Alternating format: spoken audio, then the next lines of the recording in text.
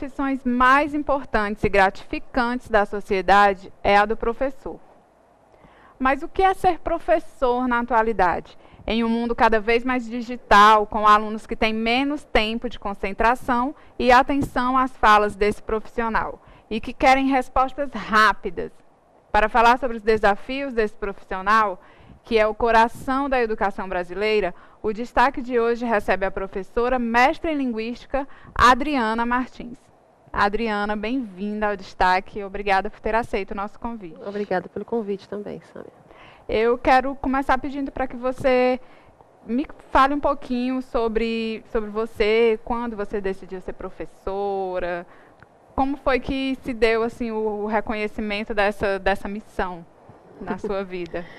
Eu sou ex-aluna aqui da FGF, formada em Letras, Português e Inglês, e desde o início do curso eu já percebi que eu gostaria muito de ser professora. Então finalizei o meu curso, a minha graduação, já continuei os estudos, fiz uma especialização e também um mestrado na área.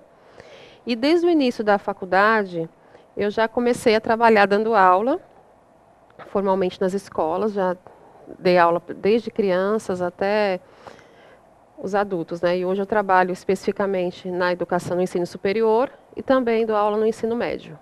Pronto, então você já passou por todas essas etapas, né? Todas desde as os mais etapas. Pequenininhos até... Desde os pequenininhos. Então, acho não. Vou te fazer uma pergunta agora, você é apta para responder por ter tido essa vivência em sala de aula em todas as etapas. Eu queria saber, na tua visão, como você observa em relação ao perfil do professor, hoje em dia no Brasil. Na tua observação, daria para traçar um perfil? Eu acho que não especificamente um perfil estático, porque o professor hoje ele precisa estar cotidianamente se reinventando. Como você já citou na sua fala inicial, alguns dos desafios, né, nesse mundo tecnológico. Então, o professor hoje, ele precisa estar constantemente atualizado e precisa estar se reinventando para que em cada contexto de trabalho ele possa ali atender às expectativas do seu alunado. E o que falta na educação brasileira na atualidade? É uma lista, né? Mas são muitas ver coisas. 3 tópicos, pelo menos. Eu acho que alguns pontos que a gente poderia citar que influencia diretamente na qualidade do ensino em sala de aula, não só do ensino, mas também da aprendizagem, a questão da indisciplina, que aí seria um problema que a gente envolve a relação social, familiar também. Sim. Tem um outro aspecto também que é a questão estrutural, que muitas escolas elas não possuem a estrutura necessária para poder atender a demanda dos nossos alunos. Outra questão também é o nosso sistema educacional, que ele é baseado em um currículo bem conteudista e que valoriza também uma forma de exame quantitativo. E essa própria questão da sociedade nesse contexto digital, porque hoje nós interagimos de forma diferente nesse universo da leitura e da escrita. Então esses pontos eles vão convergir e eles vão afetar na qualidade do ensino em sala de aula. Adriana, já que você falou aí em relação ao currículo, né? Em relação à formação dos professores, as instituições de ensino, elas têm se adequado aos desafios que esses profissionais encontram quando vão para a sala de aula, de escolas públicas principalmente? Aqui na FGF a gente trabalha, procura adequar bastante essa questão no nosso curso de licenciatura em letras. Nós temos também aqui uma parceria que nós conseguimos agora, que é o projeto do PIBID. E esse projeto nós temos vários alunos de letras e educação física que eles estão nas escolas públicas vivenciando essa realidade de sala de aula. Então, assim, de forma teórica, né, dentro de sala de aula, o professor ensinando o seu aluno a ser professor, a gente não consegue dar conta dessa multiplicidade, desse complexo que ele vai vivenciar em cada realidade. A gente procura adequar as teorias, as clássicas com as teorias atuais, de ensino-aprendizagem, procura discutir dentro de sala de aula e procura proporcionar aos nossos alunos uma vivência mais próxima da realidade, para que a gente possa, ao longo da carreira, desse início de formação dele, né, que alguns estão fazendo o curso e já estão trabalhando também, a gente poder estar auxiliando para que ele venha se constituir realmente um profissional de bastante qualidade. Pronto, já que você tocou nesse assunto, você falou que foi aluna aqui da casa, da FGF, sim. E me fala um pouquinho também, já que eu te fiz essa pergunta do impacto da sala de aula, né, quando você vai de fato para uma sala de aula, me fala como foi, assim, para você, tua experiência pessoal. Em relação à teoria e prática. Teoria e prática, exatamente. Eu vivenciei diferentes contextos, eu tive excelentes professores aqui, eram professores que eles também, a gente discutia, tinha todo esse suporte em sala de aula. Sim. Né? Então, quando eu fui para o mercado de trabalho, embora eu já entrei no mercado de trabalho no início do meu curso aqui, eu considero que foi muito bom também, porque eu tive o apoio dos meus professores nas dúvidas que eu tinha, né, nas vivências, as dificuldades, e eu pude também discutir com ele as diferentes questões. Teve um apoio grande, Tive né? um apoio, isso foi muito importante também, para que eu pudesse aí me constituir como uma profissional de qualidade. Sim. Né? E também uma coisa importante é que a gente esteja sempre buscando esse conhecimento, né? Então a gente não pode estagnar. A gente precisa estar constantemente estudando, lendo, vendo as novas tendências, as adequações aí para a nossa sociedade atual. Isso é muito importante. Todas as profissões, né? Você Todas precisa estar se reciclando para poder estar acompanhando as mudanças, né? Isso. Adriana, em relação aos currículos dos cursos de licenciatura, você acha que você poderia apontar algumas mudanças que possam auxiliar nessa formação? No seu ver, tem algo ainda que precise mudar? Sim, sim. A gente tem assim um esforço muito grande dos profissionais para proporcionar ao aluno as melhores vivências, mas ainda a gente precisa adequar bastante coisa. Por exemplo, precisa trabalhar mais a questão para na escola você lidar com alunos das diferentes situações, diferentes multiplicidades, as diferentes inteligências, né? Porque nós temos alunos que são ímpares, né? Cada um, mas a gente precisa de um laboratório melhor em como lidar com essas situações também, né? Então eu acho que precisa ainda, dentro dos currículos, dos cursos de licenciatura, por mais que a gente busca adequar, né, a gente precisa ainda aproximar mais algumas situações. Por exemplo, a questão dos estrangeiros, né, da migração dos estrangeiros. Lidar com essas questões, né, ainda é difícil, porque às vezes você pega uma criança, por exemplo, africana em sala de aula. Então, tem a barreira linguística, tem todo um contexto aí que você às vezes não aprende isso no curso de licenciatura, como lidar com essas realidades, né? Então, eu acho que a gente poderia aproximar mais em relação a essas questões também. Embora já se discuta, já tenha os temas sobre todas essas questões, né? Mas eu acho que algumas vivências no âmbito de prática também seria interessante. Pronto, é isso que eu iria te perguntar. Essa questão da prática conta muito também, né? Então, é porque assim... Mas como é que deixa essa coisa da prática para não passar a interferir no desenvolvimento da educação, por exemplo? Então, porque assim, a gente não tem tantas escolas aqui que você tem, por exemplo, esse contexto do imigrante, para que você possa levar os seus alunos ali, para eles conhecerem aquelas vivências. Embora que aqui em Fortaleza, eu acho que a gente tem, mas não são tantas, né? Então... Acho que está abrindo mais espaço nos últimos anos para cá, né? Até essa globalização tem trazido mais isso, né?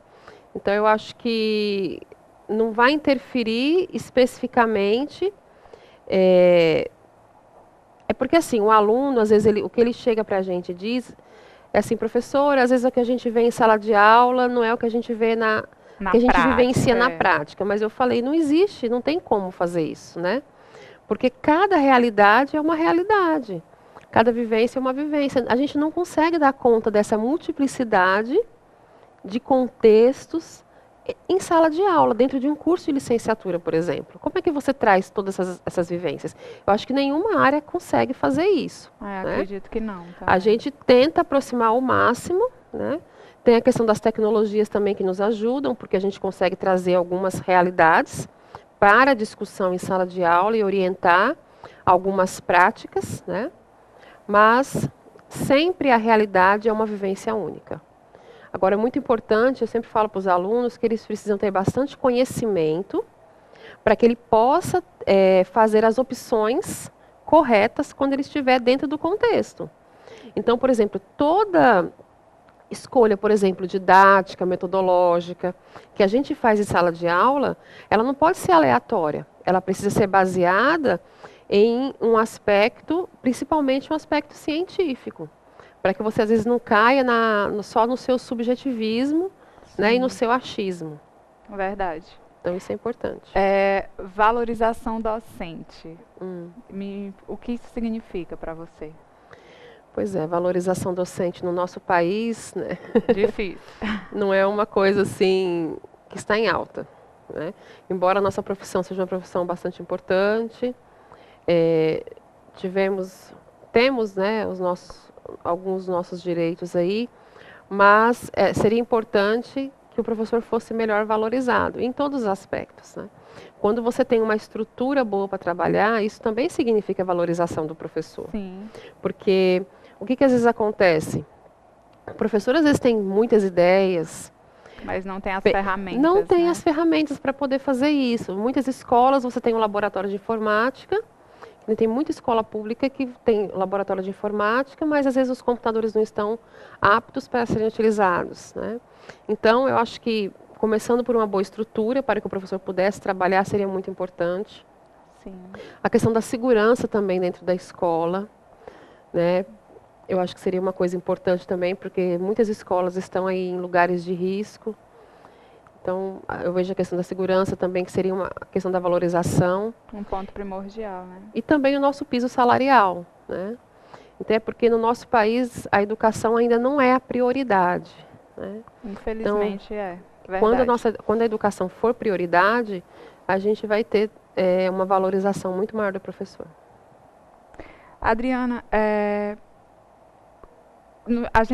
você falou dessa valorização que a gente vê aí entrando, saindo e, infelizmente, isso não acontece, né? Essa valorização ainda vai ficando para trás e estamos aí em pleno século XXI e muita coisa a se fazer ainda, né? Verdade. Então, eu queria que você apontasse os desafios principais do professor nesse século XXI. É essa falta de estrutura mesmo? É a questão salarial, o que seria? Eu acho que é um conjunto, porque um professor, vamos partir aí pela questão salarial, né? Às vezes o professor, ele vive daquilo ali, ele precisa daquilo para se manter. Então, às vezes, para ele conseguir um valor, para poder manter a sua família, se manter e manter sua família, muitas vezes ele tem que trabalhar 2 a 3 turnos. E esse professor trabalhando 2 a 3 turnos, como será a qualidade de uma preparação de aula? Ele não tem muito tempo para pesquisar, não tem muito tempo para poder demandar ali, para poder preparar uma boa aula, né? Aí vem a questão também da estrutura que ele não tem. Então, eu acho que tudo acaba gerando aí esse conjunto. Aí falando dos desafios, pensando na sociedade que nós vivemos hoje, uma sociedade altamente tecnológica, sim, eu vejo que um grande desafio em sala de aula é a gente conseguir manter a atenção desse aluno. Porque às vezes, você vê, praticamente, pelas estatísticas, muitos alunos eles têm acesso a celular e internet. Então, o que eles vão ver no celular e na internet? Aquilo que os motiva. Então, o professor dentro de sala de aula, ele precisa trazer alguma coisa que motive mais esse aluno. Ainda. Porque senão, qual é a motivação que ele tem de ficar ali naquele momento olhando para o professor? Então, o professor tem esse desafio de estar o tempo todo se reinventando. Aí, muitas vezes, em muitas escolas, alguns professores eles utilizam até a própria tecnologia do aluno. Por exemplo, o celular, as redes sociais, né? Dentro das aulas de matemática, língua portuguesa, as diferentes disciplinas, eles podem trabalhar celular e redes sociais para a aprendizagem significativa desse aluno. Só que essa atividade, ela tem um desafio porque ela precisa ser bem direcionada. Porque como é que a gente controla realmente se esse aluno... Pronto, eu já ia te perguntar, é um caminho meio perigoso também, Como é que a gente controla totalmente se esse aluno está na rede social ou ele está fazendo atividade? Então, o professor, ele se vale também, ele precisa ter conhecimento tecnológico para conhecer as diferentes ferramentas e o que ele pode utilizar para garantir que esse aluno realmente está fazendo aquilo ali. Então, por exemplo, tem alguns sites em que você tem atividades que você vai resolvendo ali e o aluno tem aquele tempo para poder resolver. Então, o professor tem algumas maneiras de controlar, mas 100% eu não sei se a gente consegue ter o controle. Jogo de cintura ali para poder lidar com as situações também. E Adriana, como é que se dá essa conscientização no aluno sobre a importância da educação para as suas vidas, assim, fora da sala de aula? Então, essa é uma pergunta muito difícil. Porque a motivação, o que ele pensa a respeito do estudo, né? Eu acho que isso também está ligado, assim, a uma questão... o que ele projeta, né? O que ele projeta para a vida dele. Então, será que porque ele projeta para a vida dele, o estudo vai dar esse caminho a ele? Então, eu vejo que um dos fatores também, por exemplo, do ensino médio, muitos alunos, eles sonham de conseguir uma vaga para estudar em uma universidade pública, por exemplo. Né? Acho que é o maior desejo mesmo dos alunos. Porque muitas famílias, eles são famílias que estão em situação que eles não têm condição de pagar uma universidade particular. Só que muitas vezes, esse aluno dessa escola pública, ele não é o candidato mais forte a conseguir uma vaga em uma universidade pública. Sim. Né? Então, às vezes, esse aluno ele já se sente desmotivado. Vou estudar para quê se eu não vou conseguir passar, de repente, no Enem? Né? Então, as escolas, os professores, eles sentem assim, uma cobrança muito grande. E quando eu disse no início da minha fala sobre o currículo e os testes quantitativos, que eles são bem valorizados, também é a respeito disso. Então, a gente precisa dar conta de um conteúdo muito grande para que esse aluno tenha, pelo menos, condições de concorrer, de fazer uma boa prova, para tentar uma vaga também em uma universidade. Né? Então, assim, eu vejo que se o aluno estudasse e fosse diferente, né, o ingresso dele, nenhuma universidade, por exemplo, se fosse pelas notas da vida escolar, por exemplo. Sim. Então, ele já estaria se esforçando, estudando, não, eu vou conseguir, porque eu já tenho garantido a minha vaga se eu tiver boas notas. Né? No meu histórico escolar. Se o meu desempenho for de acordo para poder conseguir uma vaga numa universidade, por exemplo. Então, a motivação seria bem diferente. Mas quando os números, né, dizem que a maioria dos alunos que conseguem essas vagas são alunos que vêm de cursinho, alunos que vêm de escolas, né, que tem um ranking lá em cima, né? Então, às vezes, esse aluno ele não tem muita motivação para isso. Já fica meio desigual e a motivação vai... Um dos fatores, né? Outro tem as questões, problemas sociais também, que problemas nós temos. Pessoais também. Pessoais, muitas coisas que envolvem aí, que atingem essa motivação desse aluno.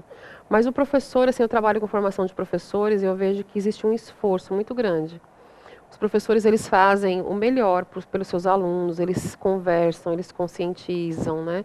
Mostram que a educação é o melhor caminho, né, para mudar aí um status social. Mas são muitos fatores envolvidos. Adriana, a gente está terminando o programa e falamos aqui tanto em desafios, né, do professor, tanto assim focamos nessa questão. Eu gostaria de saber de você o que é ser professor, o que é ter essa missão que é tão bonita e ao mesmo tempo tão desvalorizada. Para você, o que é ser professor? Professora, né, no caso. Professora, é uma profissão que eu escolhi realmente porque eu amo ensinar. Né? Então, essa interação que a gente tem com o aluno, você saber que você participa diretamente da formação de alguém, você produz conhecimento. Então, eu acho que é gratificante ser professor, né? Então, é uma profissão, embora uma profissão desvalorizada, mas eu vejo que é um grupo de pessoas que realmente amam o que fazem.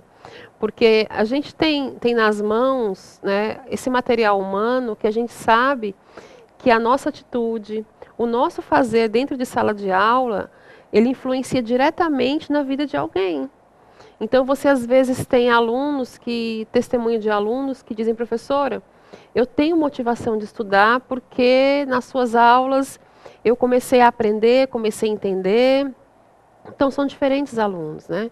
Que eles mudam de vida por causa do professor, né? Então, o professor ele é uma peça muito importante e é uma profissão realmente gratificante. Sim, é uma missão muito linda, É realmente. verdade. Adriana, obrigada por ter aceito o nosso convite. Obrigada também pelo convite. Você quer deixar algum recado? Quer falar algo mais? Eu acho que a gente já discutiu bastante, mas eu ainda acredito que a educação ela é o melhor caminho, né? Então, que a gente possa realmente fazer a nossa profissão com amor e com responsabilidade, né? Para que a gente possa mudar cada vez mais, interferir cada vez mais de forma positiva na nossa sociedade. É isso mesmo. Obrigada. Obrigada. E aqui termina mais um Destaque, um programa produzido pela FGF TV e exibido pelo canal universitário, o canal 14 da Multiplay. Até o próximo programa.